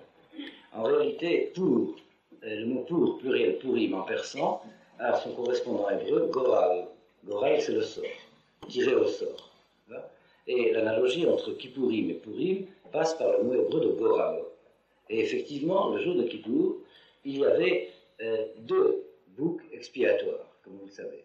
Il y avait 2 boucs expiatoires pour le sacrifice de l'expiation, et on tirait au sort lequel des 2 serait sacrifié dans le temple, et lequel des 2 serait envoyé au désert. Là, c'est la notion du bouc émissaire, qui est envoyé au désert, portant la rédemption des fautes. Alors, un des 2 boucs, ils étaient égaux en principe. Un des 2 boucs est sacrifié dans le temple, c'est-à-dire escalité, Goral Lachem, et l'autre, c'est Goral Azazel, qui est envoyé au désert. S'il revient, dit le Talmud, s'il revient, il revient. Mais s'il ne revient pas, il est perdu. Et dans l'histoire d'Israël, s'est passé ce tirage au sort, si j'ose dire. J'essaierai d'exprimer cela très rapidement de la manière suivante, en me référant à l'enseignement du Shlach. C'est qu'après le temps du roi Salomon, Israël s'est divisé en 2. Israël s'est divisé en 2. Il y a eu le royaume d'Israël, qui est le royaume du Nord, et d'autre part le royaume du Sud, qui est le royaume de Juda. Et comme nous le savons, le royaume du Nord s'est perdu très rapidement. Et il a constitué la couche la plus profonde de la diaspora d'Israël, celle des exilés d'Israël qui ne savent même pas qu'ils sont d'Israël. C'est-à-dire qu'ils sont plus maranes que des maranes. Il y a une quantité d'âmes d'Israël qui travaillent dans l'histoire du monde, nous ne savons pas qui ils sont, et eux-mêmes ne savent pas qui ils sont. Ce sont les descendants des 10 tribus, dont nous savons par tradition qu'ils sont la couche, c'est les Nidahim, ceux qui sont plus que exilés, ceux qui sont à l'extérieur de leur propre identité. Les Juifs de l'exil se connaissent comme les Juifs. D'ailleurs, il suffit de savoir que l'on est Juif dans l'exil pour savoir que l'on n'est pas dans l'exil, mais qu'on est en train de revenir. Et tandis que les autres, les Nidachim, ne savent même pas qui ils sont, ils ne savent même pas qu'ils sont des Juifs. C'est plus Maran que les Maran. Et c'est très consolant parce que ça nous permet de comprendre comment les prophéties se réaliseront, parce que finalement, il faudra énormément de cadres pour encadrer, du point de vue moral, l'humanité tout entière. On aura besoin de tous ces grands moralistes qui nous reviendront des 10 tribus perdues, le jour où cela se dévoilera. Et puis, d'autre part, le royaume de Juda. Les 2 sont allés en exil dans le même paysage, dans la même civilisation. C'est la civilisation assyrienne, c'est la civilisation babylonienne qui a occupé et le royaume d'Israël et le royaume de Juda au temps du premier temps. Alors, le royaume d'Israël s'est perdu, sauf un certain nombre de traces des 10 tribus, un certain nombre de familles qui se sont adjoints aux Judéens, qui se sont adjoints aux Juifs en Babylonie et qui sont revenus avec Ezra et Néhémie pour fonder le 2e royaume de Juda. Leurs noms nous sont laissés dans les livres des chroniques. Il y a des traces dans le peuple juif, qui est les descendants des Judéens. Il y a des traces aussi des tribus, des 10 tribus de l'ancien royaume d'Israël. Et puis, finalement, nous savons que lorsque le temple existait, le rite de la rédemption de Kippour, le rite de la rédemption, avait pour objet l'expiation des fautes involontaires. Étant donné que le judaïsme, la Torah, est une religion de la loi, il est donc nécessaire que chaque fois que la loi a été violée, sans qu'il y ait intention de la violer, et cela c'est le jeu de la vie qui l'entraîne, je schématise beaucoup, mais je vous renvoie là à des analyses extrêmement importantes, il est normal qu'une religion de la loi ait comme liturgie principale la liturgie de la rédemption. Je m'explique parce que je crois que le problème est important, étant donné que la valeur de la conscience dépend de son homogénéité avec la loi, étant donné que la vie est une perpétuelle violation de la loi, la vie de la conscience serait insupportable s'il n'y avait pas une liturgie de l'expiation, elle est journalière d'ailleurs et finalement annuelle le jour de Kippour, de telle sorte d'être débarrassé des remords inutiles, des fautes qui n'ont pas été faites avec intention. Bien entendu, c'est une liturgie qui n'a sa valeur que dans la mesure où elle s'adresse à une conscience de bonne foi. Par conséquent, lorsque la société d'Israël est groupée en société autonome, étant donné qu'elle est la société de la Torah, par conséquent, sa liturgie principale est celle du temple, de l'expiation des fautes involontaires. Est-ce que c'est bien clair? Et lorsque le temple est détruit, alors l'identité d'Israël est atteinte très profondément parce qu'Israël ne dispose plus de cette fonction de l'expiation. Alors selon la tradition talmudique et zoharique, c'est l'exil qui remplace le temple en tant que fonction d'expiation. Effectivement, déjà dès les derniers prophètes, c'est surtout dans Malachi qu'on trouve cette expression que dans l'exil, il y a Mikdash Me'at, partout où il y a l'institution de la communauté juive, il y a un petit quelque chose qui est en petit ce que le temple était. l'exil et le fait de la vie de l'exil se substitue à la fonction expiatrice du temple. Alors nous voyons que les deux parties d'Israël, à la destruction du premier temple, les deux parties ont été exilées. Et se reproduit, si vous voulez, à l'échelle de l'histoire de la société, la même cérémonie, si j'ose dire, mais au niveau de l'histoire, que la cérémonie de Kippour, de l'expiation de Kippour, où il y a deux boucs expiatoires, mais l'un est envoyé on ne sait pas où, alors que l'autre réalise le sacrifice de l'expiation ex qualité. Ces deux séirim représentent, ces deux boucs différents, représentent bien évidemment, dans le thème du Midrash que je vous cite, les deux royaumes. Le royaume d'Israël, qui est perdu dans le désert, on ne sait pas où il est, l'ancien royaume d'Israël, ça c'est Sa'ir Azazel, alors que le royaume de Juda, lui, il est Sa'ir Hashem, puisqu'il se reconnaît dans son identité de façon dévoilée, de façon dénommée et identifiée. Voilà la correspondance profonde qu'il y a entre Purim et Kippurim. Alors le jour de Purim commémore le salut de la communauté des Judéens, alors que la communauté des anciens Israélites avait complètement disparu. Il y a là en préfiguration une projection messianique sur Purim. C'est à la fin des temps, Purim aura une valeur messianique plus grande que Hanouka. Mais pendant tout le temps de l'histoire, c'est Hanouka qui a une valeur messianique plus grande que celle de Purim. C'est-à-dire, à la fin des temps, le Purim ultime, si vous voulez, sera celui de l'ultime délivrance d'Israël de l'exil. Ce Purim-là, de la fin des temps, aura la même valeur que Kippour. Voilà, si vous voulez, grosso modo, le problème de cette analogie. Est-ce qu'il y a d'autres questions? Oui. Je vais vous poser ma question sous l'angle de la confrontation de l'éthique juive à l'histoire telle qu'elle se fait, et du problème de son adéquation. Je la formule un peu sous forme métaphorique. Et je la ferai partir de la partie de votre exposé qui mettait en parallèle les droits de l'homme et en quelque sorte la justice telle que l'entend Israël. Alors, que faut-il, pour quelle voie faut-il opter? Est-ce que c'est pour la justice d'Israël, qui préfère Jacob à Ésaü, en vertu d'un droit d'aînesse, ou bien la justice humaine, qui confronterait Jacob et Ésaü dans leur action, sans référence à un système de valeurs qui pose l'un comme juge de l'autre? Et ne voyez-vous pas dans les révoltes contemporaines contre la justice bourgeoise une telle prise de conscience, c'est-à-dire la prise de conscience qu'une justice fermée dans un système est un alibi au service d'un groupe qui veut ainsi dominer un autre? Mais écoutez, je crois que si j'ai bien compris votre question, d'ailleurs c'est effectivement une question qui est à sa place dans cette analyse, je crois qu'on pourrait répondre de la façon suivante.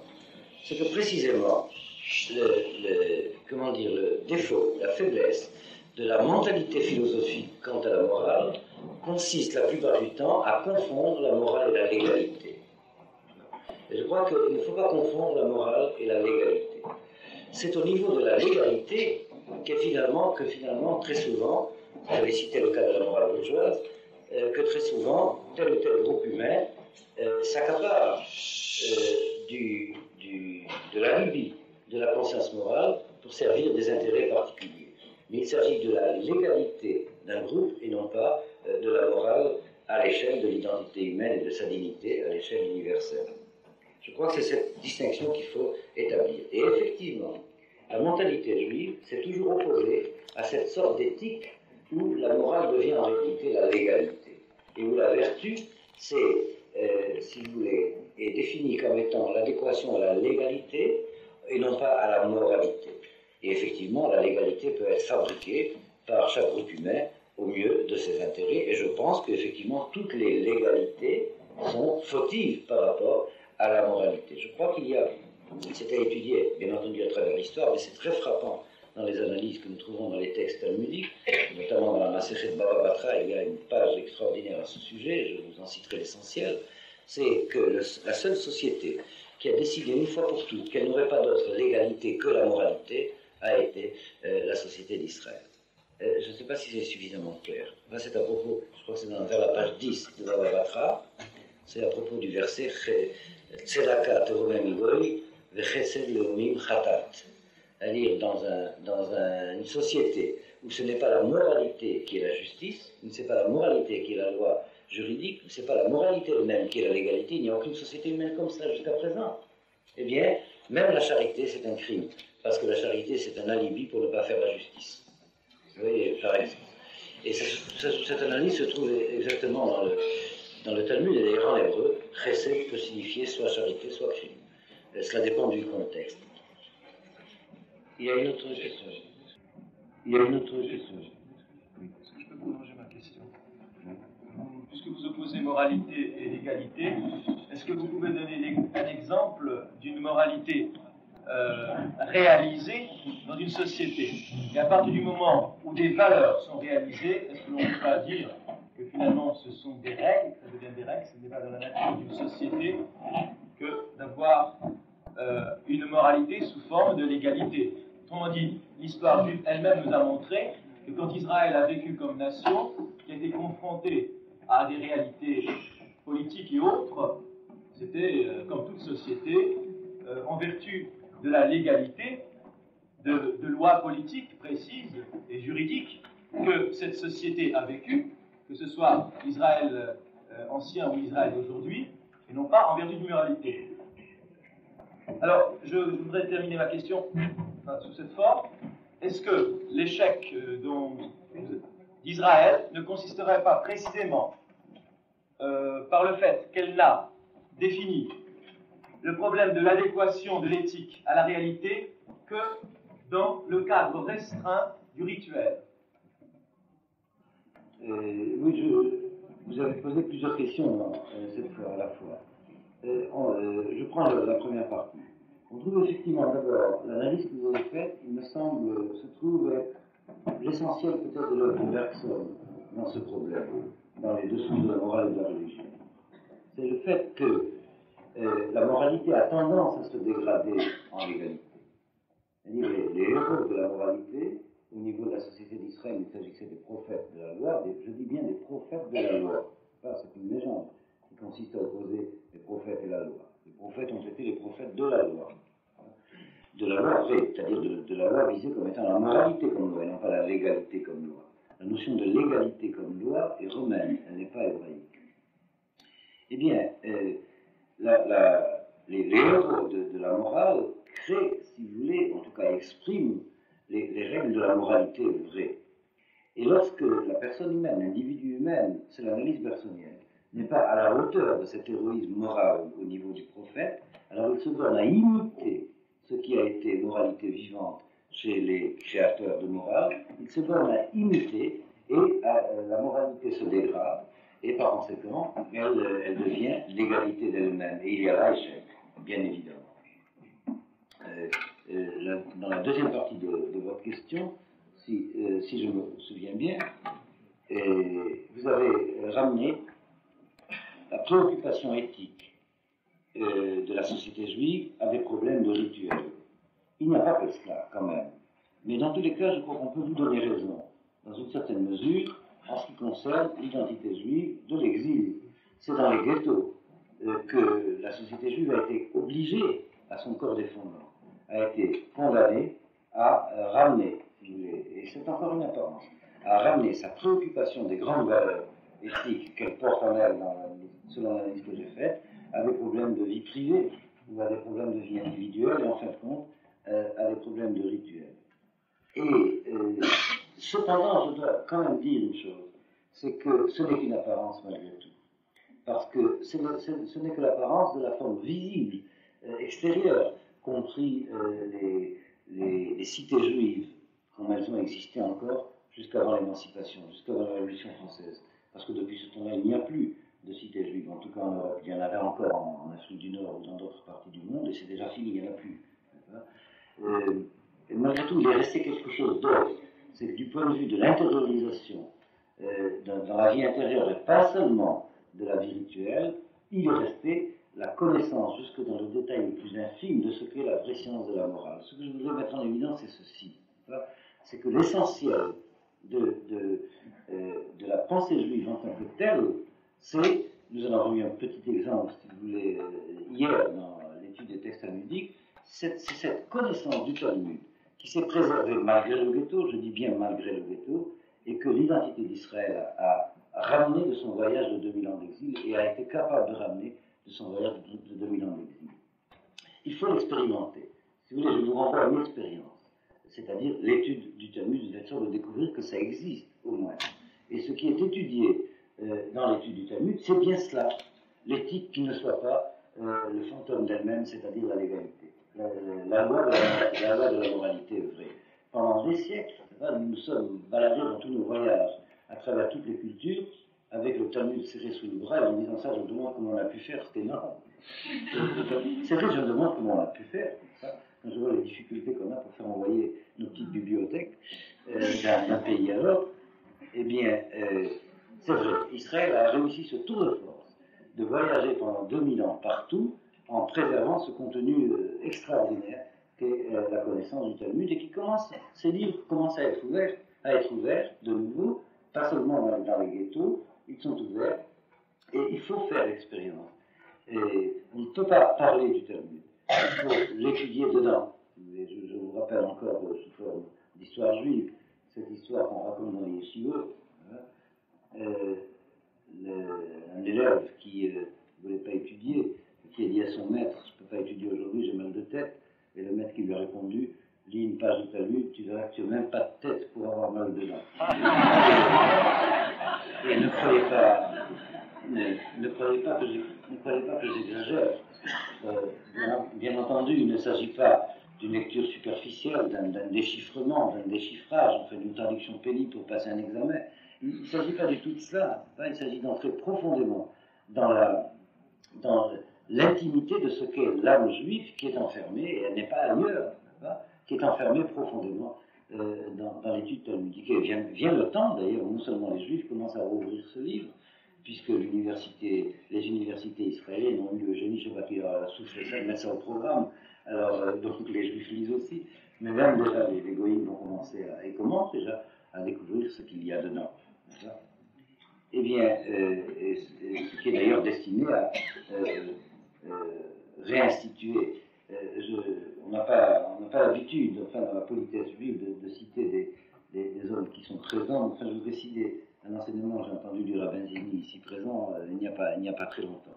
Il y a une grande différence entre la valeur de ce qu'il y a enfermé dans l'étude traditionnelle et la valeur de ce qui peut être recueilli de l'héritage des Grecs, une différence de nature de l'héritage des Grecs. À la limite, si vous voulez, grâce à l'héritage des Grecs, eh bien, on peut avoir des moulins à café électriques.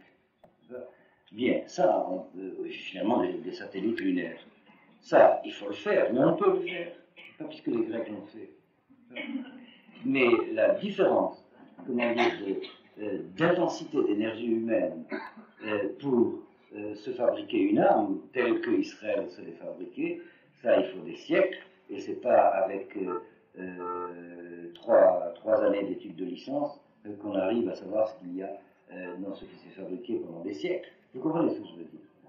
Il y a eu une espèce de dévalorisation par les Juifs de leur propre identité, alors qu'ils ignoraient qu'ils possédaient exactement ce qu'attend l'humanité et ce qu'elle réclame d'Israël. Il s'agit du Talmud.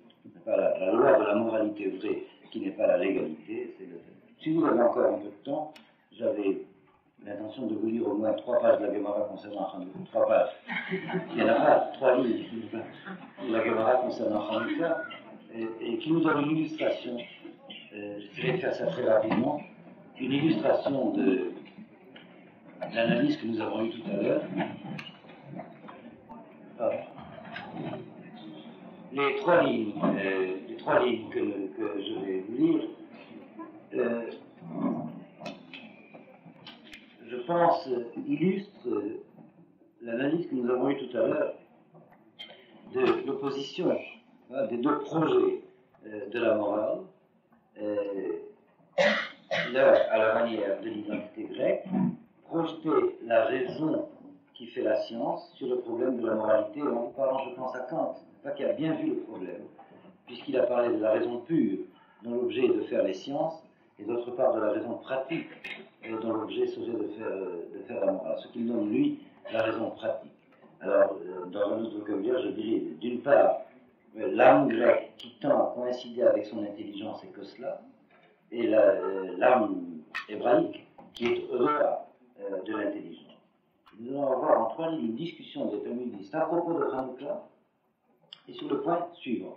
Et par là, je rejoins par un autre biais la question qui m'a été posée à propos de Purim.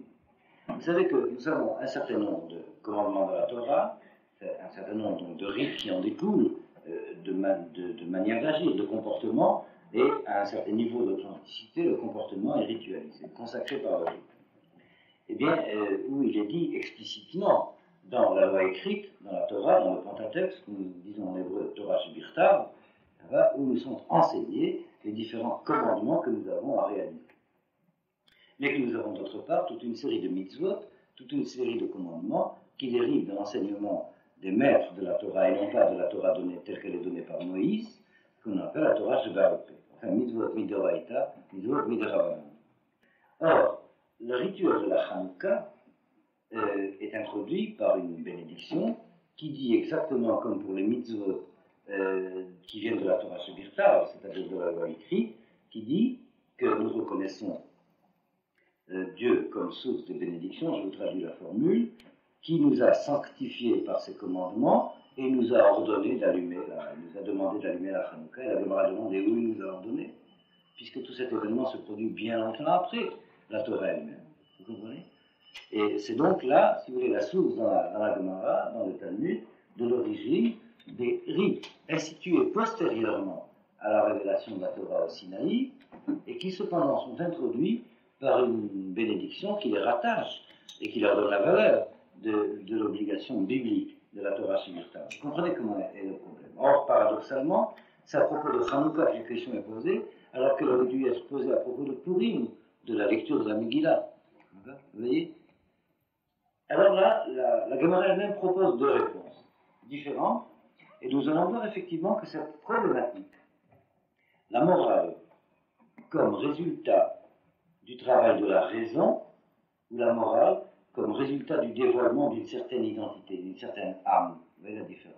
Nous allons le lire, je pense, très rapidement en clair dans la Gemara elle-même. Alors ceci se trouve à la page 23 de la Gemara de Shabbat. Alors la Gemara pose la question, Maï Mevarer, quelle est la bénédiction que nous devons dire avant d'allumer la Hanouka? Maï Mevarer, elle répond, Mevarer, on doit bénir, dire comme bénédiction, Asherti Deshanou le Mitzvotar, qui nous a sanctifiés par ses commandements, Vetziva nous les hadlik, Ner Shel Hanouka, et nous a donné la mitzvah d'illuminer la lumière de la Hanouka. Vous voyez de quoi Israël est chargé de faire que la lumière soit allumée. Ve'echam Tzivanu, dit la Gemara. Et où est-ce qu'il nous l'a ordonné? Où lisons-nous dans la Torah que nous sommes ordonnés de cela? 2 réponses. Première réponse, du verset qui se trouve dans le chapitre 17 du Deutéronome, Lotasur. C'est-à-dire, il y a institué dans le chapitre 17 du Deutéronome le principe suivant. C'est la loi telle que les juges de la génération doivent la donner que nous devons suivre. La loi est absolue en elle-même, mais elle doit être formulée par les responsables de la loi du temps pour lequel la loi doit être donnée. C'est-à-dire, en d'autres termes, si la génération des événements de Hanouka a jugé effectivement que déjà avait émergé dans l'histoire du 7e jour un événement de l'ordre du 8e, c'est la Torah elle-même qui avait prévu de leur donner l'habilitation de le décider. Bien. Mais deuxième réponse proposée, c'est un verset du chapitre 32 du Deutéronome cette fois. Le verset dit She'al abicha ve'yagidcha zekencha ve'yomrulach. Le verset dit interroge ton père et il t'expliquera, interroge tes ancêtres et il te racontera. Un tout autre verset. On se demande comment ce deuxième verset peut fonder le fait que nous disons déjà que c'est la Torah qui a donné légitimité, a habilité les sages du temps des Maccabis à instituer la Hanouka. Et je crois que le premier verset renvoie précisément à cette autonomie de la raison humaine. Parce que nous avons une règle extraordinaire quand les choses coïncident. nous avons une règle concernant la décision à donner pour un problème qui apparaît dans l'histoire et comment la loi orale, la Torah Sheba'al-Peh, la loi orale doit décider de répondre à la question suivante, étant donné le problème qui est posé par l'histoire, qu'est-ce que la Torah de Moïse répond? Faire parler la Torah de Moïse pour des cas qui sont impliqués, bien entendu, dans la Torah de Moïse, mais qui ne sont pas désignés explicitement. Et là, la règle talmudique consiste précisément à donner autonomie à la raison, de telle sorte de pouvoir déduire par le procédé de la logique, puisque le temps de la prophétie est clos, déduire la décision à donner. Et en général, l'identité de chacun des sages va jouer dans la réponse qu'il donne. Lorsqu'une personne parle, ce n'est pas uniquement son intelligence qui parle, c'est aussi son âme. Mais malgré tout, le critère de la décision qui sera à prendre, c'est de prendre la majorité des opinions, et par conséquent, on considère la force rationnelle de l'intelligence comme devant jouer dans l'ordre de la loi à formuler, de la formulation de la loi, puisque le temps de la prophétie de Moïse a cessé. Ça, c'est la première perspective. Finalement, c'est la deuxième qui sera retenue. La deuxième qui consiste à dire, à nous inviter à faire référence à l'identité d'Israël telle qu'elle se prépare à travers le père immédiat que nous avons chacun depuis les ancêtres. Je vous relis le verset. Chez Abicha et Agetra, interroge ton père et il te racontera, et tes ancêtres ils t'expliqueront. C'est-à-dire, c'est une certaine identité, c'est une certaine manière d'être au niveau de l'âme que l'on se réfère pour avoir à décider ce que la Torah a à dire. Je reviens à une analyse d'hier et d'avant-hier, d'ailleurs, plutôt d'avant-hier et d'avant-avant-hier, c'est que c'est la loi morale lue par l'identité d'Israël qui est finalement le dévoilement de l'intention du Créateur. J'entends moi aussi le caractère exorbitant de ce que je vous dis, mais enfin, bien que schématique, vous comprenez les implications que cela représente. Alors je crois, c'est cela le chidouche au fond, qu'il est important que ce soit à propos de Hanouka qu'on ait préféré le deuxième verset au premier. À propos de toutes les autres mitzvot, il suffit du premier verset. Les juges de chaque génération sont habilités de par la Torah elle-même à donner, de par leur raisonnement, les implications de la Torah qui deviennent la loi pour nous. Pour toutes les mitzvot, ça peut aller, sauf pour celle-là, parce que c'est précisément l'événement où sont en conflit les deux méthodes. Celle à la manière des Grecs, faire travailler la raison sur le contenu des valeurs, et celle à la manière d'Israël, faire parler l'identité profonde pour dire ce qu'est la valeur. Est-ce que vous avez bien compris le chidouche? C'est-à-dire qu'à propos de Hanouka, il fallait donner le deuxième verset en particulier.